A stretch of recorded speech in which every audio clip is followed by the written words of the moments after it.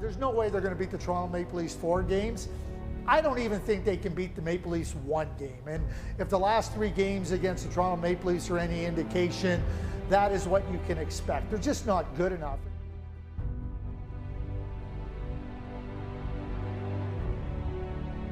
Ladies and gentlemen, the time is nigh. The Montreal Canadiens have finished their regular season and place 4th in the Canadian division. And guess what? That means that they made the playoffs. And who is their first opponent, you may ask? You know, you're listening to a niche podcast right now about the Montreal Canadiens against the Toronto Maple Leafs. Now, let me paint you a picture, okay? The Toronto Maple Leafs, head to toe, start of the season, have been red hot. The Montreal Canadiens, well, they came out with a bang. Team looked unstoppable. But hey, sometimes shit happens. Reality hits. Injuries set in. There's some inconsistencies. And the team that we thought that was maybe going to be competing with the Toronto Maple Leafs during the regular season went through his ups, its downs, and we find ourselves here, ladies and gentlemen. The team that on paper seems to have it all, the Toronto Maple Leafs, the talent, the Austin Matthews, the Mitch Marner, the Joe Thornton, the Wayne Simmons, the sandpaper that they needed, the Jack Campbell that they needed for Frederik Andersen. And the Montreal Canadiens, after getting the moves of Josh Anderson, Tyler Toffoli that have paid dividends, have seemed to struggle during this regular season. But guess what? It's not the same season. It's playoff season. And that's what we're here to talk about. Round 1, Maple Leafs against vos Canadiens de Montréal. Ladies and gentlemen, join alongside me today for a special playoff season. Episode 19 for the No Respek podcast is Alex and Justin. How are you guys today? Holy fuck, what an intro. I got goosebumps there. That was great. But I'm fucking pumped after this kind of roller coaster of a season for the Habs. We made it by the skin of our teeth. 5 straight losses to get in the playoffs. That's just how I like it. I love coming in as the underdog. Love that we're going to be playing the Leafs. Yeah. Haven't seen that in my lifetime, in all of our lifetimes. So I'm fucking pumped, ready to get going here. Electric is a way to describe it. Alex, that's another way that I would describe you. How you doing? Yeah, I'm good, man. Like Justin said, great fucking intro. And it's kind of brought back some memories for me. You mentioning how we kind of limped into the playoffs and stuff. But if you think about our past playoff runs, no one cares about our regular season record. No one remembers how shit that team that squeaked into the playoffs was and beat Pittsburgh and Washington. No one cares about that. It's the playoffs that matter. I'm fucking pumped. Habs in 6. Oh, let's go, we're getting into the predictions, baby. I love it. Yes, ladies and gentlemen, when it comes to playoffs, it's a time to either prove a narrative or rewrite the story. And I think the Montreal Canadiens and those of you who are believers will be with us today. And some of you might disagree. This is the whole point of a podcast. It's discussion. I want to shout out a couple of very special people at the top of the show before we get into our playoff preview matchup, because it's going to get fucking intense. Ladies and gentlemen, the first shout out is Jen Blanchett. The second one is Noah Benoit, Cost Efficient, Michael Heckman, Apitan Sophie, Alex Jaudoin, Anthony Konstadakis, Eddie with a new handle, Howay the Habs. I just want to say thank you to everyone here. And there's, I think, it's Maeva that I missed over here in terms of the shout outs. People that like a lot of our tweets that might not be as vocal. A huge thank you. Jen has been super vocal, so thank you so much, Jen. We're heading into something historic for the Montreal Canadiens. It's not historic necessarily, but it's been a long time since this matchup has happened. This is one that has been like, it's been one of those rivalries between the Toronto Maple Leafs that has had the potential to be one of the greater ones. But unfortunately, there has never been really a time where both teams have kind of matched up in playoff presence. Now, to be fair, right now, the Montreal Canadiens, this storied franchise, I should say, is going in against another Original Six team in the Toronto Maple Leafs that hasn't had the same amount of success, to be fair, but right now is really the top dog, not only in the North Division, but a lot of people are putting this team as a contender, one that could take it all. And we are cognizant of this today, ladies and gentlemen, and that's what we want to get into. What is it going to take for the Montreal Canadiens to beat this Leafs team that top to bottom has shown that they're good? Will they show up and make it past the first round? I'll remind you guys that the last time that the Montreal Canadiens played against the Maple Leafs in the playoffs was 1979. That's from trivia with Justin throughout the season, if you've been listening. And the last time the Leafs beat the Montreal Canadiens in the playoffs, well, guess what? That was 1967, okay? That was the last year that they won the Cup. So, a lot of potential storylines. Let's get right into it, okay? I'm going to start off with you, Alex. Do the Montreal Canadiens, do they stand a chance against these Toronto Maple Leafs?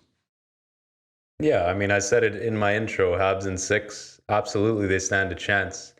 I know it's cliche, but it's the playoffs. Anything can happen.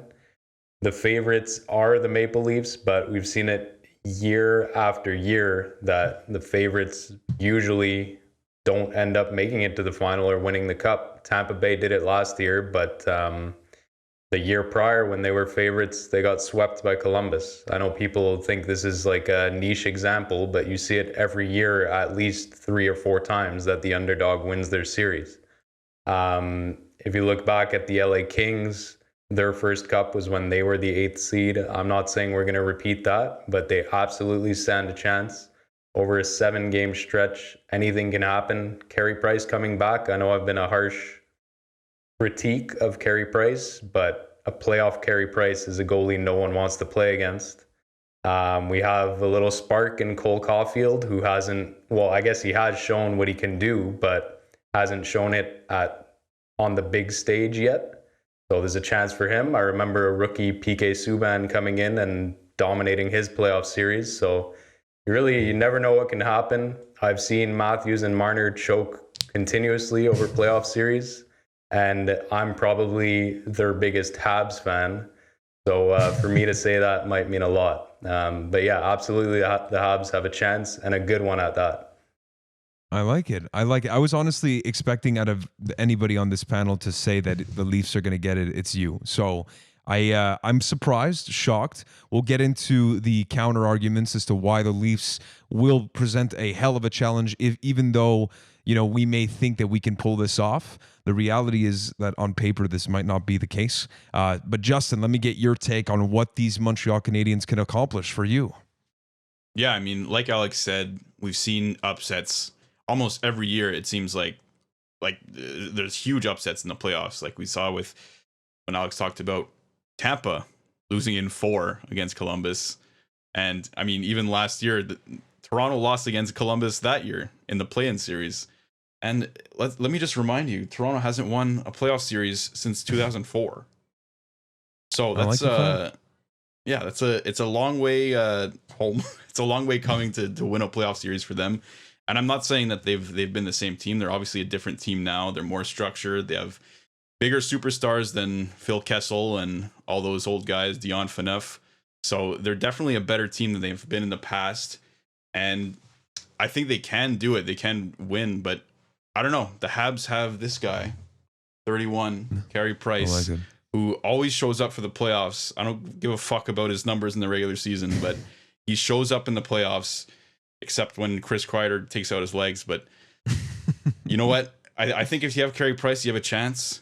And I think our team, if they can put out a relentless forecheck and just kind of outwork the Leafs and try to shut down Matthews and Marner as much as they can, I think they definitely have a chance in this series. And I think they have a good chance because everyone's taking them lightly. Everyone's kind of already shitting on them, saying it's going to be a sweep. They're not going to win a game. Shout out Craig Button. Fuck off. But yeah, I just think that much respect. I think seriously, much respect. With all the players coming back, I think they're super underrated right now. And with their full healthy lineup, I think they really have a good chance to win this series. I think they're a dark horse for this series. And obviously, I'm not biased. Yeah.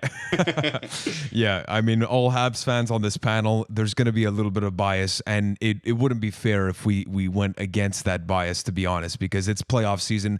Just like everyone listening back at home, we're excited. There's reasons to be pessimistic, though. On my side of things, I agree with you. I think it's going to be a 7-game series. I think. And the main thing for me, for the Montreal Canadiens to win this, is going to be clean slating the shit out of that regular season. There's been the ups and downs like we described, and for me that's going to be an important piece here. And the fact that we're resting for a week for me is huge. For a group that's been going through a grueling schedule that now has made it.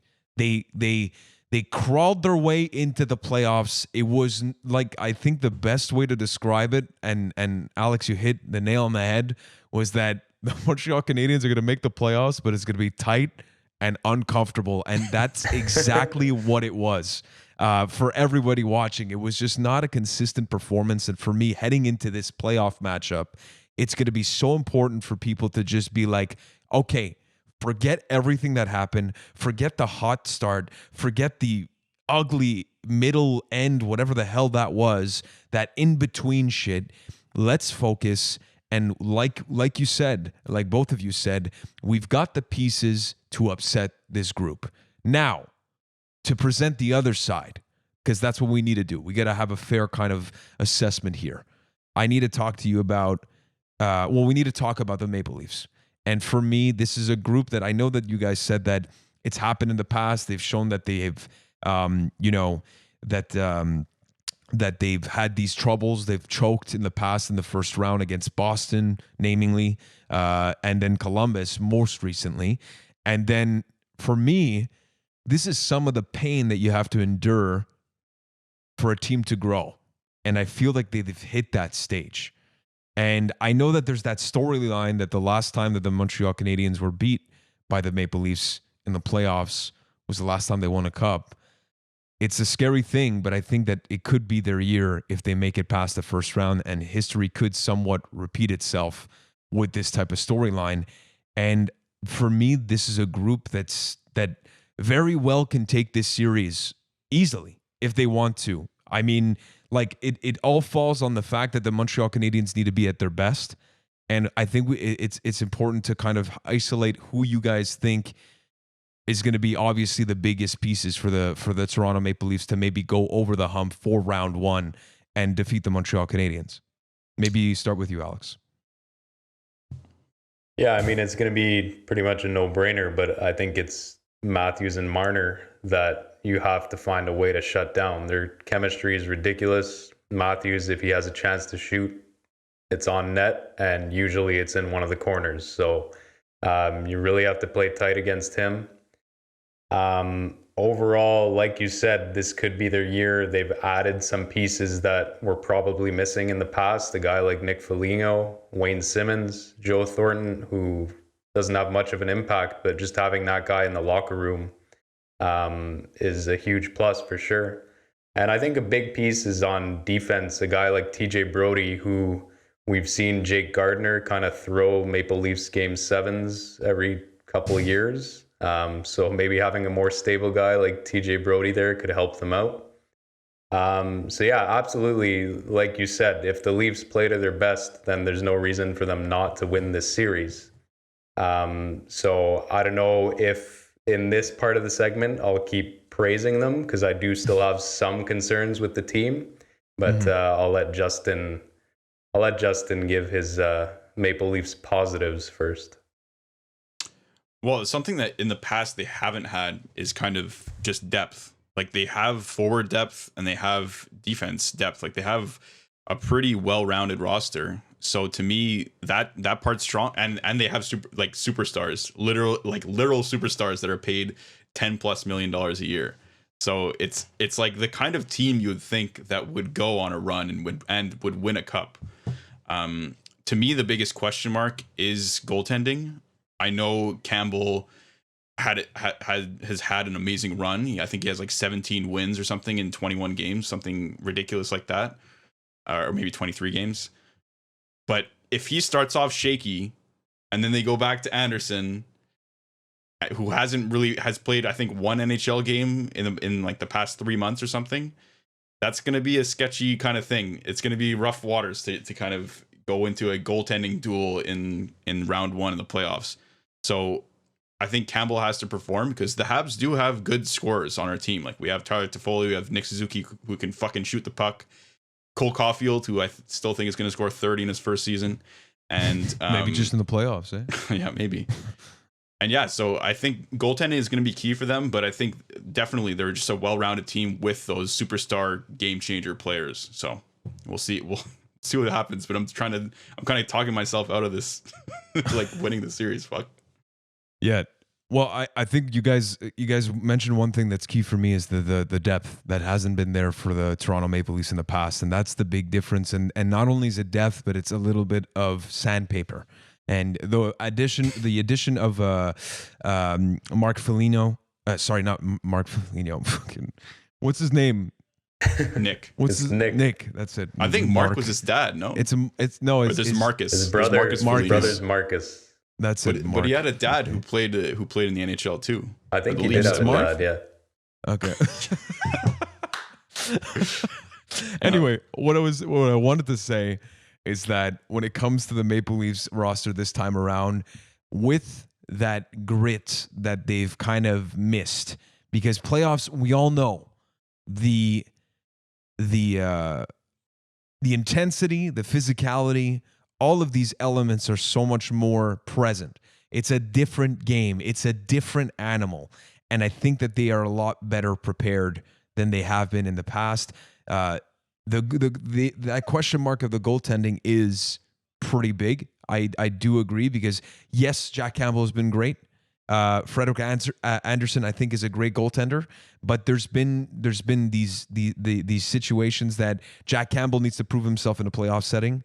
Now, maybe the fact that they're not playing in front of fans alleviates that, because coming into the Bell Center with a full fucking house hounding you is tangible energy that you can feel as an opponent and as a home player. And that, I know it's going to still be electric because it's the playoffs, but it's just not the same thing. It's just not the same thing. So coming back on a little bit of the positives here, that I think that there's not much that you can say about the Toronto Maple Leafs in the regular season to say that they can't do this. That's just a fact. Now, you have to project yourself into what happens historically in the playoffs, is that it doesn't play out the same way. Teams play differently. There's a different style of play. Now, if you project yourself within that context, I still think that the Toronto Maple Leafs are better prepared. So that's why I think that this group very well could just shut like the Habs down completely.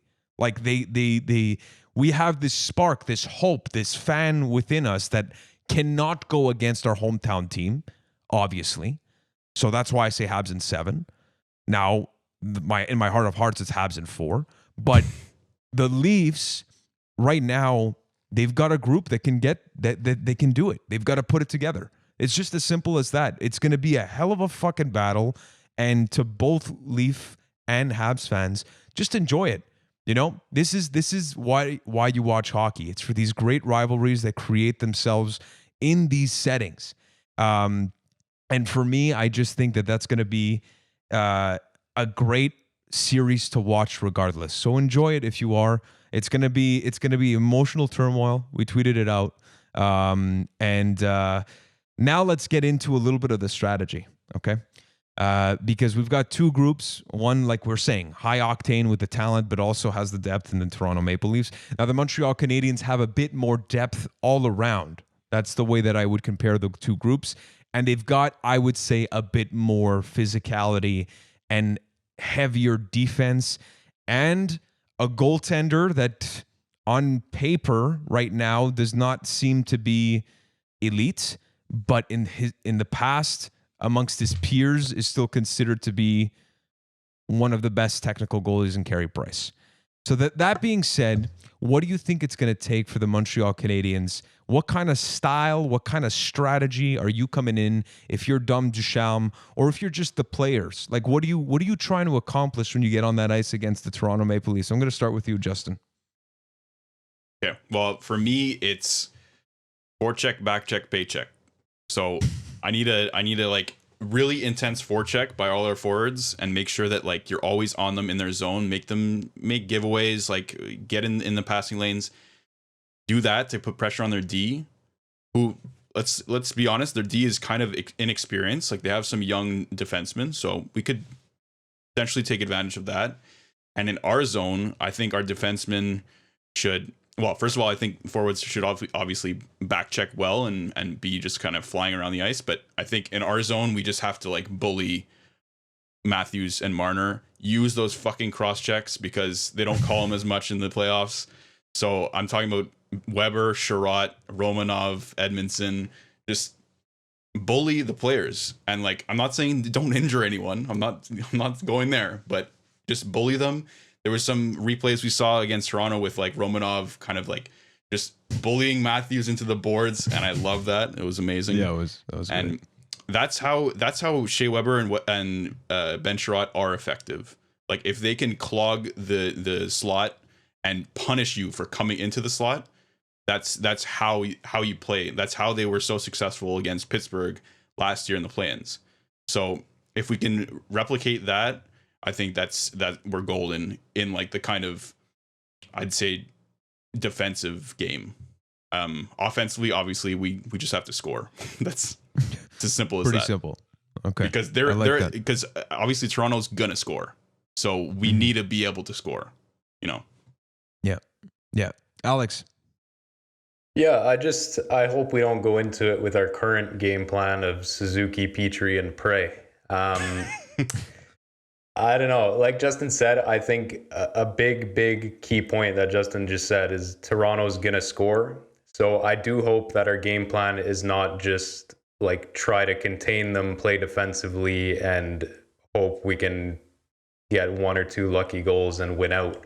Because I don't think that's going to work. I think they have too much offensive firepower that they will be scoring no matter what. So I hope Montreal tries to play a transition game, and if you trade chances, so be it.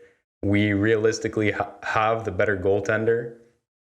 We've touched on Jack Campbell, who had a great season, but again, has he played a playoff game? I don't know. Like you said, the pressure in the Bell Center, even if there's no fans, the media is overwhelming over Toronto right now. Like it must be unbelievable pressure coming into this game if you're a Leafs player.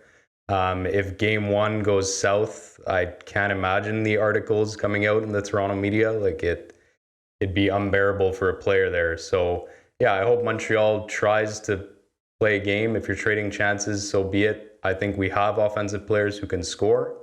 And I think Price can save one or two big chances and you can win out that way. But I think if we go into it sheltered and just trying to turtle and get one goal on an odd man rush, I think the Maple Leafs will tear us apart. I agree with that. I would add on and just say I want a heavy game. It kind of comes back to what you were saying, Justin, is that the bullying aspect, I want it in all aspects. I want Josh Anderson to be a fridge that's moving at 100 miles an hour on the ice and hitting everything. I want Kotkaniemi, we'll get into the lineup later, to play bubble Kotkaniemi, where he was hitting everything. Sherratt bullying you in front of the net. Yeah, it was a cross-check, but nobody gives a fuck. You got Joel Edmondson in the back end that's right there next to him with Jeff Petrie. That's a solid pair. We need Carey Price to be Carey Price. There's so many keys here, and that's why I can't look at the regular season and be like, hey, Habs fans, if we look at the regular season, I don't think we have a chance in fucking hell. We need to come into this series knowing that we're a better team that we showed, and we have to come in with confidence. If we have doubt, if we hold anything that was from what happened during this condensed schedule, there's been injuries, there's been all of these things. That's why I talked about a clean slate, but that heavy, fast, intimidating game is the way that we're going to beat these Leafs. And, I think, again, this is my opinion, but the problem, or the only counter I would say, is that once again, is that the Toronto Maple Leafs, with a Wayne Simmons, with a Joe Thornton, with all of these guys that have been in this situation before, and I'll put in Nick Foligno, who also was part of the group that surprised them too, last year. That's a good kind of add to have that leader of that group that played under John Tortorella, who is no longer with the Columbus Blue Jackets. We're not actually going to talk about that, but just thought I'd mention it. But these are ads for me. Like, these are very important ads to a team that was missing that. So will it be enough? I don't know. All I know is that coming into this season, this playoff series, the Montreal Canadiens need to play a confident, heavy brand of hockey to really be effective. So we'll get into something that we did with our listeners and followers on Twitter. And this is always a great question. I guess this might be suited better if we talk about the lineup first. I don't know, but it's about the playoff dark horse. What do you guys want to start with? Should we talk about the lineup and then go into the playoff dark horses? I think that's a good strategy. Let's do the lineup first. Yeah. All right, Justin, do you mind reading out what you have right down as the lines, assuming that everybody is healthy for game 1, which is Thursday night next week, which is the 20th of May. Yeah. Let's do it. So I kind of just put together a lineup. It's not, it's just kind of like a general lineup. We can obviously pick and choose some people to change, but first line, Tatar, Danault, Gallagher, 5-on-5 machine. Second line, Toffoli, Suzuki, Anderson, Perry, Kotkaniemi, Armia, Byron, Evans, Lehkonen, and then on defense, Sherratt, Weber, Edmondson, Petrie, Romanov, Kulak, and then starting goalie Price. So obviously we can talk about kind of like the people that we would kind of switch out potentially. So there's Stahl, there's Cole Caulfield, obviously, and there's the kind of 6th, 7th defenseman spot. So that would be like the Kulak, Romanov, Merrill, Gustafsson kind of thing. Yeah. So I just want to maybe mention, for those of you who did miss it, we didn't include Drouin as part of the people that could be swapped in because it's been somewhat restated that he is not expected to return. So for Joe, we're thinking about you and hoping all the best. But getting back to the lineup, let's start with you, Alex. Looking at the lines that Justin created here, are you making any swaps? So let's start with the forward group. Right now, Stahl and Caulfield are out. And any changes from your part, and even in terms of the combinations right now? Yeah, I don't know who has to come out, but Cole Caulfield has to be in the lineup. He's one of the only guys on our team who, I know he's just started his career, but this is a shot that's better than probably any other player on our team who you can realistically count on to finish a chance that we need finished. Unfortunately, as much as I like guys like, I don't think they'll come out of the lineup, but as much as I like guys like Armia, Lehkonen, Byron, Cole Caulfield has that it factor where he'll finish that chance if it needs to be finished. So yeah, I don't know. It's a tough decision, but someone has to come out for Cole Caulfield.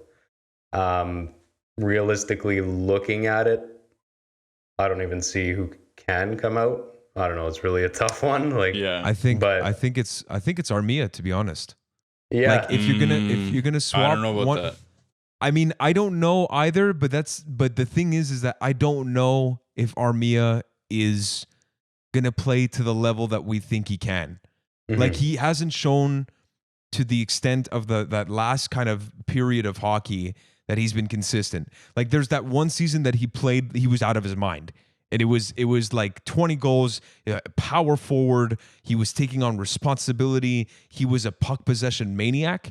But like to your point, like when you look at Caulfield, the last couple of games with Suzuki, the last game against Edmonton, like having the time of their lives on the ice with the chemistry that they were creating.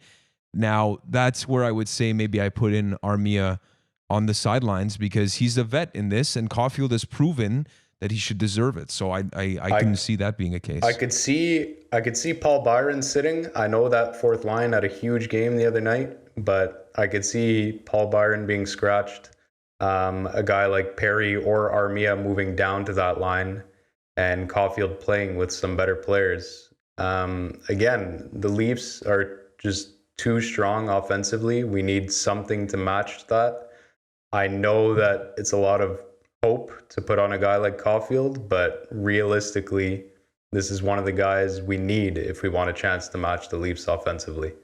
On defense, I could see Brett Kulak sitting for a guy like John Merrill, or I could see Romanov sitting for a guy like John Merrill. I think the coaching staff will want kind of that known presence there. As much as Merrill's been pretty disappointing, to be honest, I think at least he's a known quantity, whereas Romanov's kind of a wild card. I'd like to see Romanov stay, but I could see the coaches making that decision.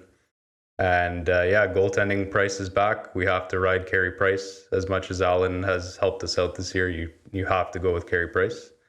Those are my takes on the lineup. Justin.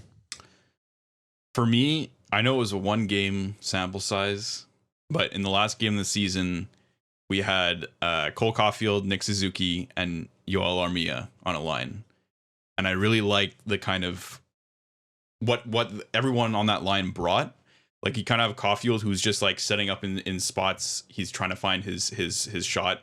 You have Nick Suzuki, who's kind of like a hybrid. He can find his spot and shoot the puck, but also kind of dig pucks out from corners and play on the boards. And you have Yoel Armia, who's just like a possession king and can just kind of can force giveaways like no other. So I really like that line, and I think if Cole Caulfield comes into the lineup, I'd like to see that line again potentially.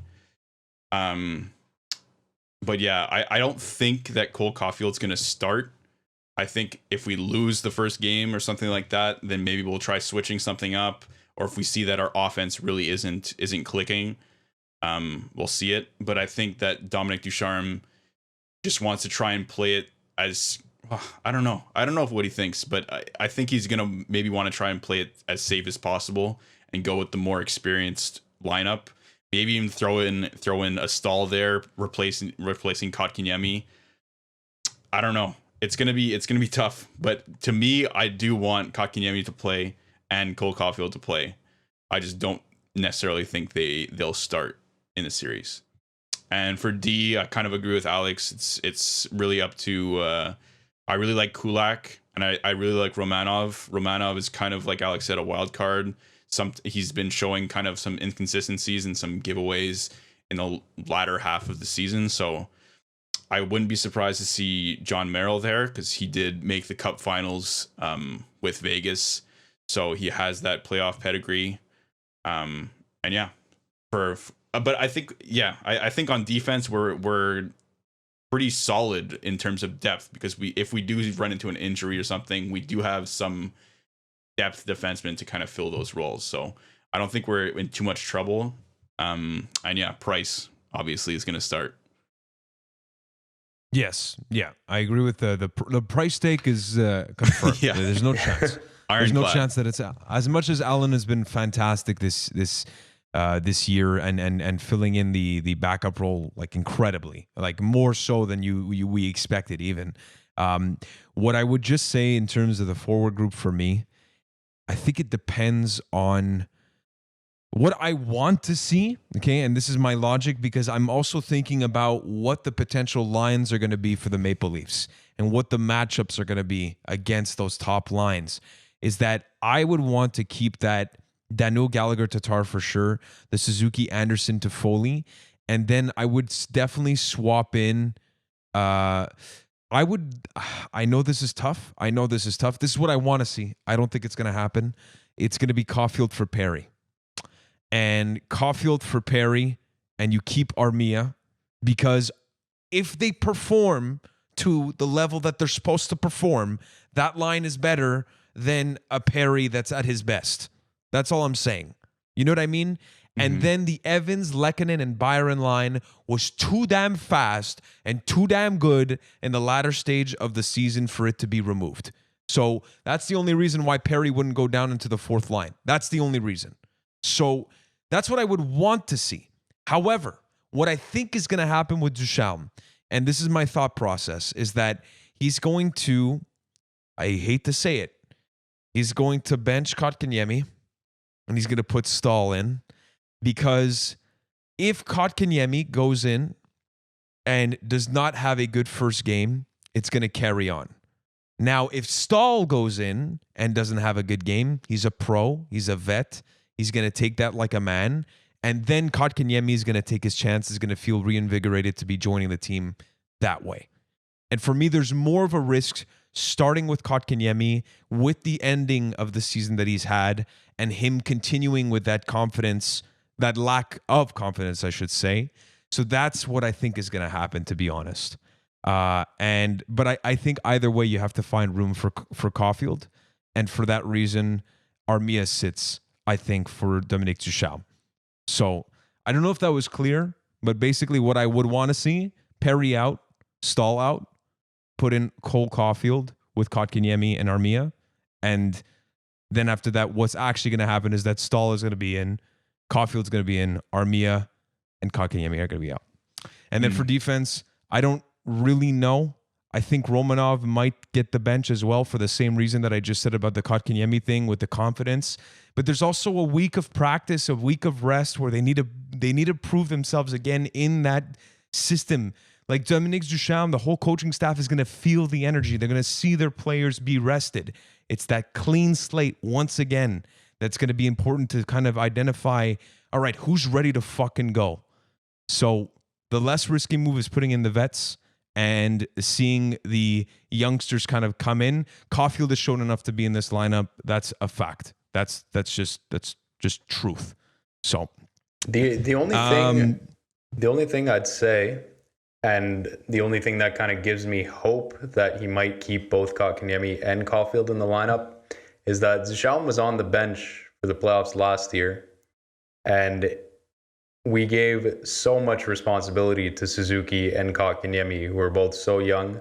And Kotkaniemi was coming off a rough season. Yeah, he did do better in the AHL, but he was coming up from the AHL. And those guys both basically carried us through our playoff series. No discredit to our defense and Drouin, who played amazingly well. But those two kids basically solidified our center core against the team that had Crosby and Malkin. So I could see him trusting the kids again after having it pay off last year. And it kind of gives me hope that he would. As much as I could see the argument for getting the vets in there, I think we're a team that kind of has to trust our youth. And basically, like you said, you have to go for it, right? You have to try to put in the players who's, like your explanation between Caulfield and Perry there, that Caulfield, if he plays to the level we know he can, is better than Perry at his best. And I think it's the same for Kotkaniemi. If he plays at the level that we know he can, that's better than Stahl at his best now. And I think against a team that is clearly the favorites in the Maple Leafs, we need the players at their best who can be at their best. So I could see the kids playing and putting our faith in them. Yeah. I think, sorry go ahead. I was going to say, I think the only difference between last year is like Kotkaniemi and Suzuki were kind of our only options.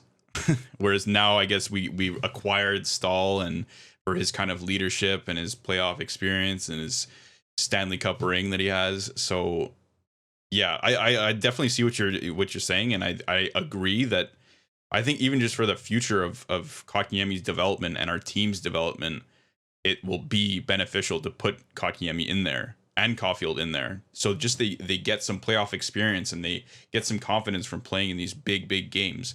Whereas like we're not going to see Stahl in a Habs uniform next year. Like as much as this series is like important and we're like we want to win and we're like yeah we're going to win the cup and stuff, we're not going to win the cup. Like we're not a team that's like at that stage right now. We're gonna win the cup. I like it, Alex. I I like it, Alex. But what I'm saying is like this is the time for our developing players to get experience in these big games and get kind of like get the experience and be able to kind of perform these big games and know what that's like. And I know they did some of it last year, but just I think that's just more beneficial for these players. But do you guys think that there's a possibility that there's a mix of both worlds here? Is that, you know, to start off the playoffs, that you rely on your vets, and then there's some swaps that are probably going to happen. Like the Canadiens are going to lose a game. That's like a reality. It's not going to be a sweep. Let's be real. As much as we want it to be, it's not going to be a sweep. And from that standpoint, you have the flexibility as Dom Ducharme to kind of come in and do some tweaks here and there from game to game. So that's where, like, I know we put a lot of weight on this starting lineup. It sends a message. It does. It really does. I question, if I'm Dom Ducharme, the thing that I struggle with, and I think that this is where I would assume, given his background, usually used to kind of coaching the young kids, that he does lean towards what you were saying, Alex, which is give the opportunity to Kotkaniemi as opposed to Stahl, because at his best, he's going to be better than Stahl at his best because of the age, and that's just a fact. But this is the thing about comparing it to like last season is that the context is still somewhat different. Is that you're coming off a huge break for everyone because of COVID, right? There's that pandemic that hits. Everybody's kind of like, oh, what's the playoffs? I'm not sure, everything. And then these bubble kind of situation. And everybody's kind of thrown into this thing. Now everybody's been through the bubble. Everybody's just finished playing a regular season. And it's somewhat similar to a regular type of playoff series. So I don't know to what extent you can expect a player to kind of turn the page that quickly when the confidence is that low. So that's what I'm struggling with. Like, I'm thinking that Dom Ducharme is also struggling with that decision based off of that. So that's why it makes this difficult. And maybe as Habs fans, we put too much weight on this opening lineup, but all of the things that you want to accomplish, Justin, might happen regardless, but just not in game one. Mm-hmm. Yeah, I agree. Like, it can be that way. I just see that veterans are harder to push out of the lineup, in my opinion. Like, if you see Perry and Stahl are like not causing us to lose games and they're playing like decent hockey, it's kind of hard to throw out a leader in the locker room and someone who has a voice and who's rallying the troops after like whistles and stuff like that and throw them out of a game. Like, that's, to me, that's kind of tough to do. And like, I get what you're saying for sure. Like, there's going to be lineup changes and stuff's going to happen. But the thing that kind of worries me is that we're going to keep these veterans in and not really make space for the younger players. But we'll see what happens. Like, this is all speculation. Where obviously it's hard to know what's going to happen in the future. But yeah, I trust in Dominic Ducharme's ability to put lines together, and like, I think he kind of knows what he's doing. Hopefully. Well, he's definitely attempted quite a few line combinations. We can say that fairly. That's true. I don't think we've seen one line that's stuck, and that's why the Evans, Lehkonen, Byron one is, I think, the only line that I've seen consistently at the end because they just clicked. It's evident that it clicked. So, you know, we'll see. I don't know, Alex, if you had one last thing to say on that subject before we get into the dark horse of this series. No, I think we've touched on all of it. Great. So let's walk right into the dark horses. I want to start off by thanking everybody who responded to this tweet. We went out and asked, who is your dark horse playoff performer for the Habs? I like to do actually both sides for the Leafs and the Habs in this one. So let's start off with a couple of names that were kind of popular. The first one coming from A. Marsha, which is a great pick. Lehkonen. I like this one. So we'll say that one. We've got Shane, 33 Habs, that says Stahl. David Desmarais, Monsieur David Desmarais. Absolutely love this guy. He said it would be sick if it would be Drouin. I agree with that. But a lot of people are saying KK.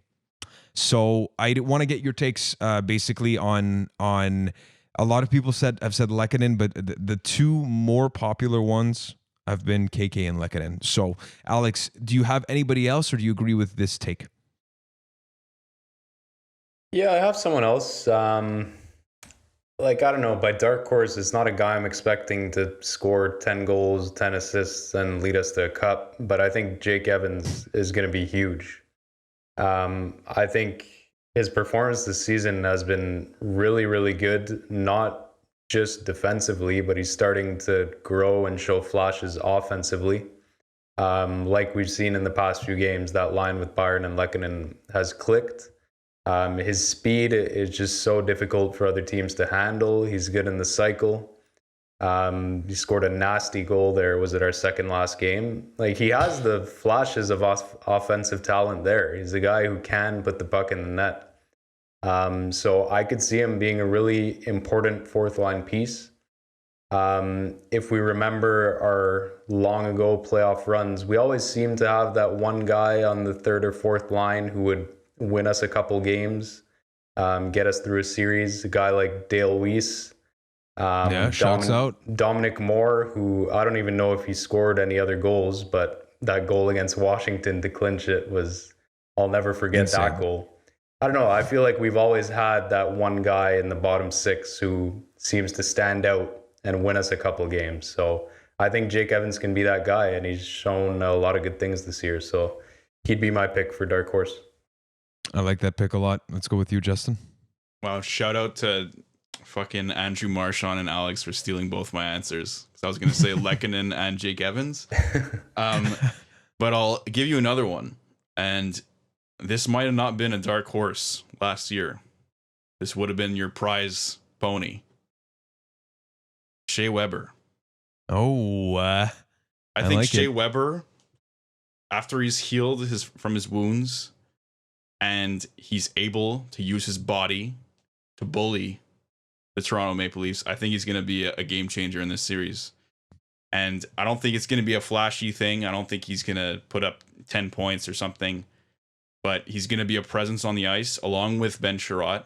And I think they're just going to be one of those lines that eats up minutes and shuts down guys down low. And yeah, for sure, Austin Matthews is going to score goals. Like, that's going to happen no matter what. But I think they're going to be there to really limit that. And yeah, that's my answer. I like it. I've got top three because my pick was KK, to be honest. So a lot of people. I want to shout out to the one other person that mentioned Shea Weber with you, Justin, is at Toffoli Fan Club. He sent a GIF and it said "A boy can dream," which I like it. Yeah. So KK. For me, I'm wearing his jersey, for Christ's sake. If you're not watching right now on YouTube, I believe in this kid. I think that what he did in the playoffs last season. Now, again, I just came back from saying that there's a different context. Just finished a 56 condensed schedule. Hasn't been playing to the level that I don't think even he wants to be playing at. There's the confidence that's lacking, of course. But the playoffs, again, you have a chance to rewrite any fucking narrative that's been written. You can surprise, and this guy has the tools. He's going to be rested. He's going to eat some salmon, and he's going to be ready. I just think that this kid's got it, and he's there. He was there when the team needed him last year after going to Laval and not having the confidence, obviously, at that stage when you're going down from the NHL to the AHL on your sophomore slump. And he battled back beautifully, and he was a presence. I think he's going to be a presence again. My second guy that nobody's really talking about, and we kind of take him for granted on this team, myself as well, is Philippe Danault. That's another guy that I think is going to be key in shutting down Austin Matthews and that Mitch Marner line. Like, that whole line is going to be big. But as a dark horse, you know, when we say dark horse, it's the player that you kind of don't expect to be a factor. Right now, I don't think he's on anybody's radar, and I think he's a key piece to being an effective team against the Maple Leafs. And then lastly, I'm going to put my big boy Ben, because Ben Sherratt, when he's mobile, when he's physical, he completes that 1-2-3 punch of Well, again, I know Shea Weber needs to be there and healthy. There's been talks about him not being healthy and maybe one of the reasons why he hasn't been handling the puck so well.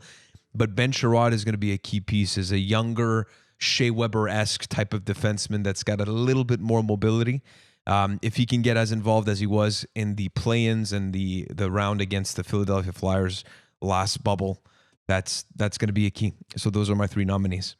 So, yeah, guys, we've went around here. Now, this has been quite the analysis here for the Montreal Canadiens. Lastly, some players to watch on the Toronto Maple Leafs, and then we can maybe close up and go into the actual around the league quick takes on what we think is going to happen in the other series, and close this one up before we're actually going to be doing game per game reviews, ladies and gentlemen. So we're going to do our best. We're stepping up our game just like the Montreal Canadiens will. So let's get into just the Toronto Maple Leafs first, and then we'll get into those details later. So players to watch, dark horse players, not like the Matthews, the Marners, the Tavareses of this world. For you, Justin.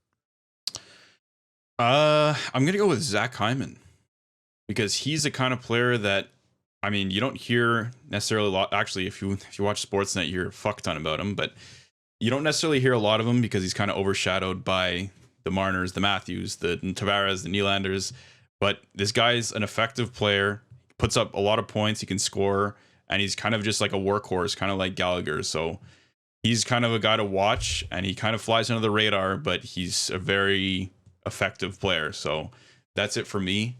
There's also a kind of a guy that has given some trouble to the Habs and some other teams this season on the back end is, I mean, I don't know if you really call him a dark horse, but Jake Muzzin. I think he's really kind of gotten under the skin of other teams, and he's plays like the big body game, and he can use the cross checks and do some stuff like that. So I'm looking forward to another little rivalry between him and Josh Anderson, and yeah, I think he's going to be someone to watch as well. Alex, I like your picks, by the way. Good job, thank you. Yeah, I was gonna say Zach Hyman. I guess I'll go for something more exciting then. We'll go with Alex Galchenyuk. I mean, this guy is just so talented.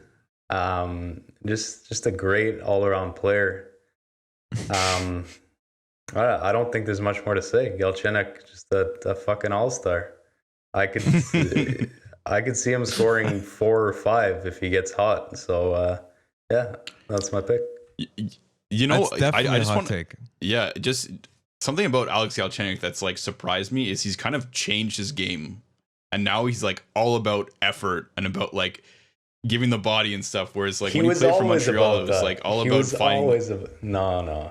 Okay, dude. Okay, come on. You guys like. I mean, I'm not saying he didn't put a lot of effort in. I'm just saying that like his game was basically looking for a pass to get the one-timer in Montreal and like trying to dangle the whole team. Like that's a lot of his game in Montreal. But the shoulder fake, easy money. Remember that Brandon so Trust video there, imitating him? yeah, that was great. That was great. Oh, incredible. Good Alex Galchenyuk, that's a hell of a fucking pick. Hell of a dark horse pick. I was actually gonna say, because he hasn't been, I at least from what I'm reading on Leafs Twitter, which I don't like to venture on because it gets nasty. Morgan Rielly. Now, he hasn't been that present for the Leafs as much in the past, and a lot of people have had some problems with his game. And I think this is a guy that can turn it on. Like he's their number one defenseman, right? Like I know that it's not necessarily the most dark horse pick here, but given the context heading into this season, this series, he's not really spoken of. But if he turns it on, it's gonna be a factor, because that's a guy that if he does turn it on can be really a danger in moving the puck. He's got a good shot, he's got good vision, and he's got speed. You know, so that's my pick for the Toronto Maple Leafs, and I'll add in. And this is just because I think he's built for the playoffs and for the physicality that's going to be ready to go for, which is Wayne Simmons. So I could see him being a factor for the Maple Leafs in that third and fourth line role. You know, potting in those goals that we're talking about, the Dale Weiss fucking overtime goals. I can see Wayne Simmons being that guy for the Leafs. He's built for these types of moments. Obviously, he's not at his peak, in terms of his career anymore, but it doesn't mean that he can't be effective in the playoffs. We saw Corey Perry, who was also mentioned in our dark horse performers for the Habs that we didn't mention necessarily, but you saw what he did in Dallas last year, all the way to the Cup final. He was a fucking factor. He was there, he was playing, and I think Wayne Simmons is that guy for the Toronto Maple Leafs. So, yeah, guys, that's about it for the analysis for this the pre-series matchup here for the Toronto Maple Leafs and the Montreal Canadiens. Round 1, 2021 playoff season. I mean, it's the drive for 25 or it's the quest to forget the 67 for the Toronto Maple Leafs. So we'll see what happens on our side. Obviously, sorry, go ahead, Justin. I just think we should officialize our actual predictions for this series. I think earlier we kind of just like said them in passing, but let's actually give our predictions for the series. Okay, final one on me. Habs in 7. Done. Justin. Habs in 6. Okay. Alex. Wow, very original, man. The Habs in 6. That's for stealing my Jake Evans pick, you fucker. It might be fucking Leafs in 4. So for all of you Maple Leafs fans, we know that it's a possibility. So According and so does to fucking Craig Button. Jesus. Okay, relax, Justin. It's just a hockey take, okay? Let's get into the other playoff matchups, and then we're gonna come back with maybe just wrapping up for today's show. We'll be back legit after Game 1, which is next Thursday for the Toronto Maple Leafs and the Habs. Hopefully, we're planning on being more active, providing more content so that we can wrap up the season in good fashion. Maybe some live streams. Who knows? We'll see. We'll get into that later, but let's go into the other matchups. We just talked about the Toronto Maple Leafs and the Habs. Now, the other matchup of the North Division, which we could have been playing against, which was the Edmonton Oilers that are now matched up with the Winnipeg Jets. What do you guys think? Quick take on this one. Let's go with you, Alex. Yeah, I think for this one, McDavid is just ridiculous. I think he's going to keep it up. I think he's finally going to have a bit of playoff success. So I see the Oilers taking it pretty easily. I say Oilers in 5. Okay, Justin. Fuck. Yeah, I mean you can't argue with Connor McDavid. He has almost 2 points per game. If somehow he falls off a cliff, that's the only way Winnipeg can win this series. Even with a great goalie in Connor Hellebuck, I don't think they have any chance of stopping McDavid. Winnipeg has some firepower, but I don't think their defense is good enough to contain what the fuck McDavid is. So yeah, I'm gonna say Oilers in 6 though. Okay, Oilers in 6. I think the Jets upset the Oilers. Jets with Connor Hellebuck, the clean slate. I know that they're coming off a very poor end of the season. They still got Kyle Connor. They've got Scheifele. They've got Wheeler. They've got Monsieur Pierre-Luc Dubois. They've got a team. And Connor Hellebuck at the foundation of that team is stronger for me than Mike Smith. So for that reason, I give the Jets in 6 for that matchup. So moving on. Are we writing all of these down? Are we writing all these down? Well, we should get a little rewatch the tape. We should get a little pool going here, like $5 to whoever gets the series right for every series. $5. That's it. I'm broke, man. That's we don't get paid for this. Seriously, relax. I was gonna say $5 is a bit much. So let's move on to still in the East. I don't know what these fucking divisions are called anymore. Let's go to the one that has the Pittsburgh Penguins and the New York Islanders as a first matchup. Let's start with you, Alex, on this one. Yeah, I'm going to pick the Islanders for this one. I feel like they're underdogs every year, and I feel like they win their first round series every year. So I'm going to say Islanders, but in 7. I think Crosby's Crosby's still around, so it'll be tough. But yeah, Islanders in 7. Justin. I'm saying Pittsburgh. I think they played a great regular season. I think they came first in their division, if I'm correct. So I think they're really hungry for a playoff win after the disappointment from last year against the Habs. Let's not talk about that. But yeah, they have some very great players. Like, I don't know if you heard of him, Sidney Crosby with Jake Gensel, fucking Malkin. Everyone. Don't forget Brian Rust. Brian Rust is a fucking sleeper, dude.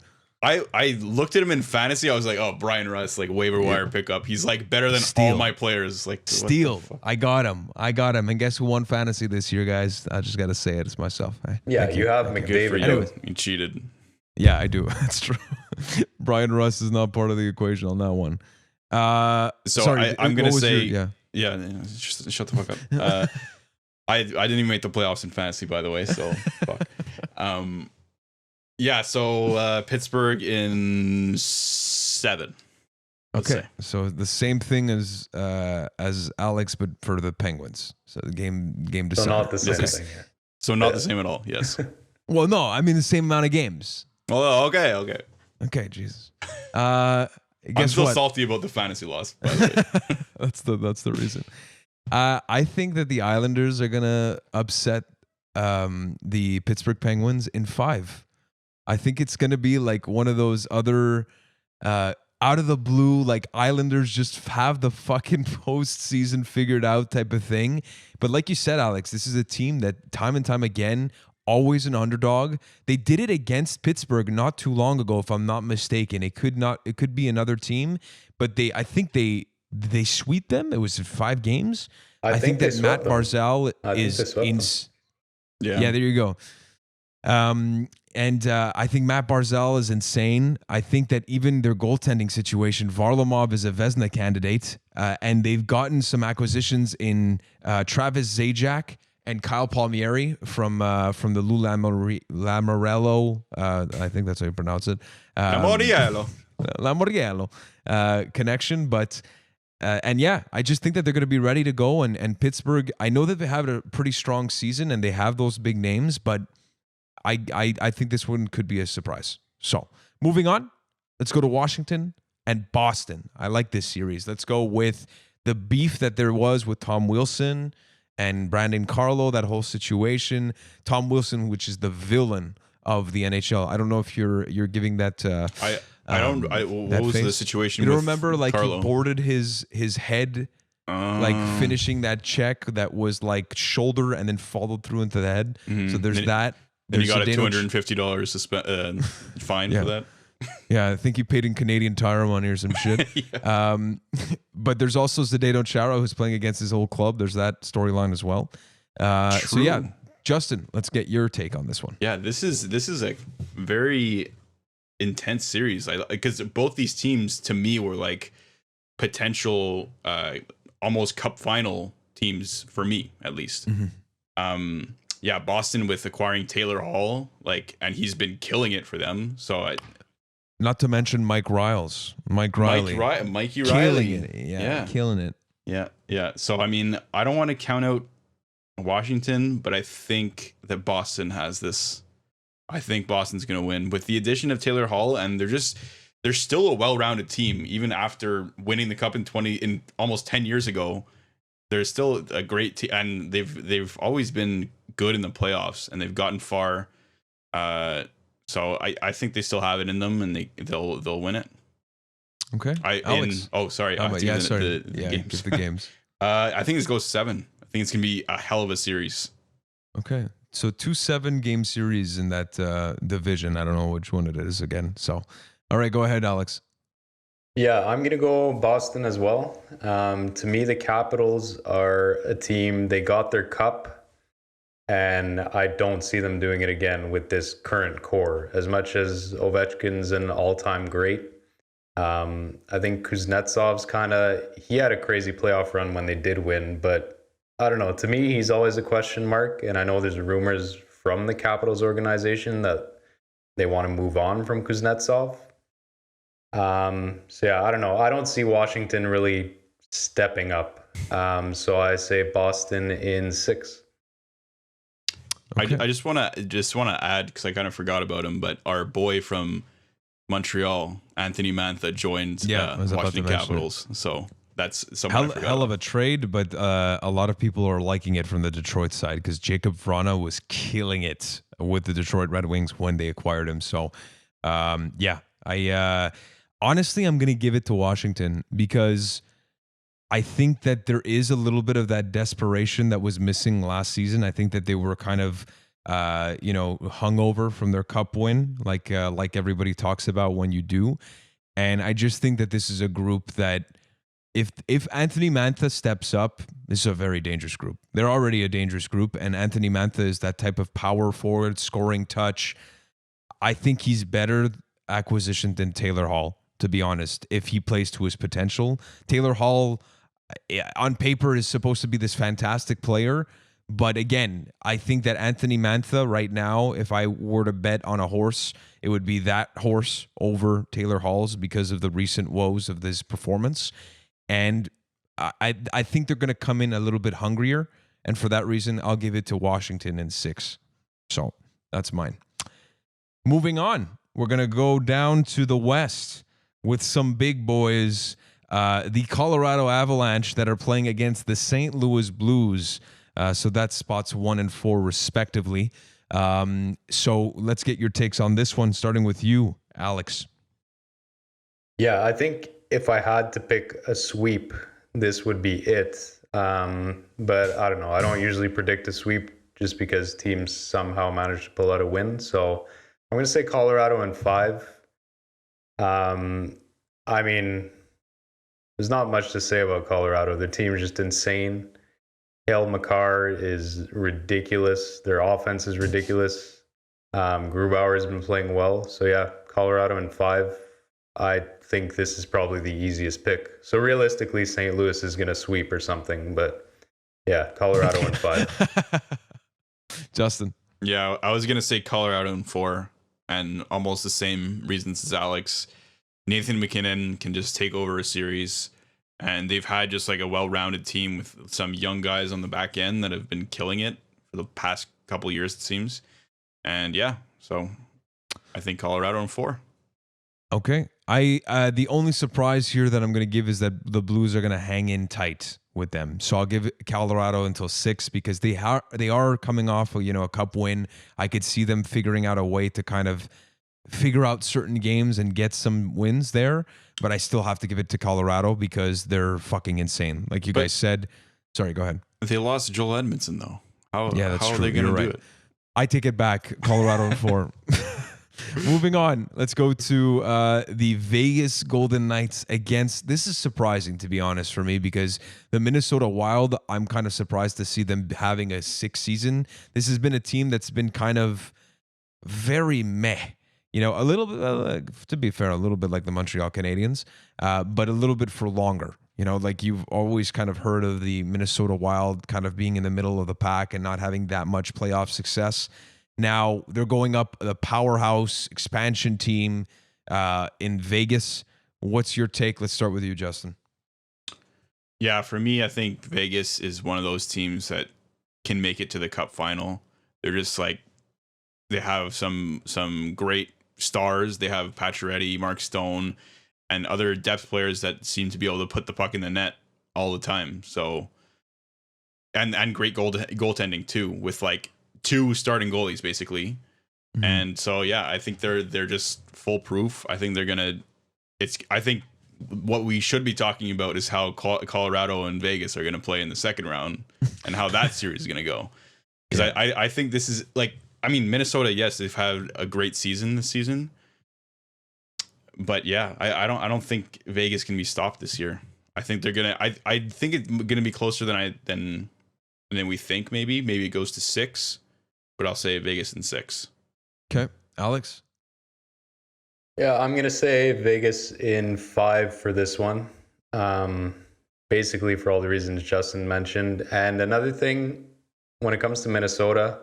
And league-wide, if there's one goalie I don't trust, it's Cam Talbot. So that's a big reason as to why. So Vegas in 5. Okay, I'm saying Vegas in 4. That's my sweep. Because Minnesota, as much as it's a great story, and Kaprizov is in fucking sane, good for you. It's not going to be enough. I think it's going to be a clean sweep for this one. So, moving on to the last division, and once again, I don't know if this is the Manulife Financial, whatever the fuck it is. Here we go. It's the first, which is the Carolina Hurricanes versus the Nashville Predators. Let's get your take, starting with you, Alex. Yeah, I don't know. This one, I feel like Nashville could surprise, but realistically, Carolina are heavy favorites. They've had a crazy season. I think they're tied for second in the league in points. Yeah, I mean, just an all-around good team. Kind of, I'd put them as kind of like a Colorado light. Like, they don't really have any flaws, but they might just not have that next level superstar talent. So yeah, I'd pick Carolina in 5 for this one. Okay, Justin. Yeah, I think this one's obviously Carolina has kind of sneakily become a cup contender. It seems like they've just kind of been developed these players and really are up there. They, like Alex said, we're like almost second in the league in points, almost first, I guess. And yeah, I think this is another team I think that's gonna make it, that could make it to the cup final. And the only thing that's standing in their way, I think, is UC Saros, because him on Nashville has had an insane record for them. I think in the last like 17, 18 games, he has like a 940 save percentage with like a 1.5 goals against average, which is like unheard of in this day and age. So yeah, I think that's something, if he stays hot, that could be something that puts a wrench in their hopes. But yeah, I think I'll say Carolina in 6. Okay, great. I think you shocked Alex out of view here on our web screen, so hopefully we can get him back. Alex, are you still with us audio-wise? Yeah, I don't think he is. So we've got a little bit of technical problems, but I'll continue on over here for the sake of the podcast. Sorry for the technical difficulties, ladies and gentlemen. But for this one, I will give it to the Carolina Hurricanes as well. I think that this is a team that has it together, like Alex said. And going into the Nashville Predators and their season, they were almost deadline traders. Like, they were sellers at the deadline almost. They have a little bit of the question mark. Yes, it could be a surprise, but I just think that the Carolina Hurricanes are, the quite the favorites here, and I'm going to put them at 6, just to say that, there might be a little bit of surprise in the games there. But moving into the last matchup, we've got the Florida Panthers that have shown up this season and the Tampa Bay Lightning. So this is a hell of a matchup. It's the Battle of Florida. I want to get, obviously, all of your takes, but we only have Justin right now. So, Justin, why don't you let me know what you think about this one? Yeah, this could turn out to be a hell of a series as well. This might be one of the series to watch this for this round. Florida is just a super good team this year. They're like one of the top teams in the league. Tampa Bay, we all know what they can do. They won the Cup last year, but they're dealing with some injuries. Victor Hedman's playing with an injury right now, and Stamkos is coming back from injury, and obviously Nikita Kucherov, who did not play. I think he didn't play the whole season, so he's apparently coming back for the playoffs. See what he can bring. But yeah, well, this is going to be an interesting one. I think this one goes to 7, and I'm gonna say Florida takes it. Wait, like the Panthers? Yeah. What do you mean? Okay. Well, I mean Tampa Bay, Florida. That's why. Oh, yeah. It's the Battle of Florida. So yeah, Florida takes it. Okay. Florida. All right. The Panthers. Yeah, I like it because I agree with you. If there's one upset to be happening, this would be crazy. And as much as Sergei Bobrovsky has been kind of on the back burner of Chris Driedger for some reason, he still has the Carey Price type of performance in him that I saw in Columbus, that I don't forget these things. Like, you have that ability to do it. and he probably didn't show up as much as he would have liked, and the whole kind of fan base and that organization would have liked for the regular season. But now, clean slate. It wouldn't be fair to say it for Carey Price, not say it for Sergei Bobrovsky. And I know they have Andrei Vasilevsky on the other side. This is what makes it a surprise. But I think that the Florida Panthers could maybe make a case for themselves. This has been a team with Barkov and fucking Huberdeau that are at their prime of their careers. And everybody, usually they're used to the kind of empty seats regardless.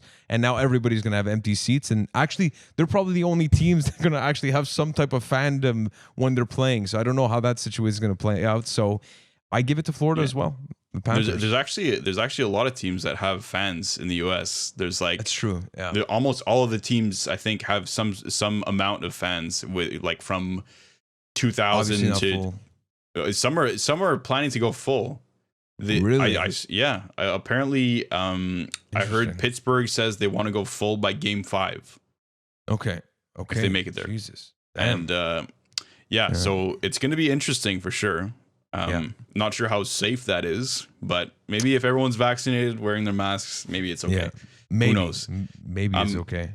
So I just got a text from Alex. He said his power went out and to continue the episode without us, without him.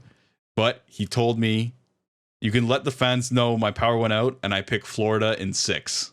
I like it. So we all say Florida. I like it a lot. Okay. Great. Interesting. Well, Florida is the second home to Habs fans, right? So yeah, that's true. That's true. Salut en Floride. But yeah, guys, that's pretty much a roundabout way of closing up the playoff kind of preview here. Obviously, it sucks that Alex couldn't join us on the last portion here for technical reasons.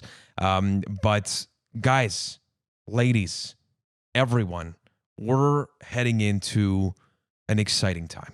Okay, it's gonna be intense. It's where your highs are the highest that they'll ever be, and your lows are so deep in the ground you can barely see them. So it's gonna be fun. Take this time. I remember what it was like to fucking be in the playoffs. I don't know about you, Justin, if you had like some weird shit that you did when you were maybe a bit younger and like you could play it off a bit better. Like right now as adults at 26 years old, you can't really do it anymore. But one of the things that I did, and if for those of you who are in Montreal, I used to go to school close to l'Oratoire Saint-Joseph. And one of the years, I went up on my knees in my Habs jersey before a playoff series to promote the winning culture of things. So those were one of the things that I did to prepare. I've also been a part of a summoning circle later on in my life, a bit too late for it to be like valid as a thing to do. So I don't know if there was anything that you did to kind of prep.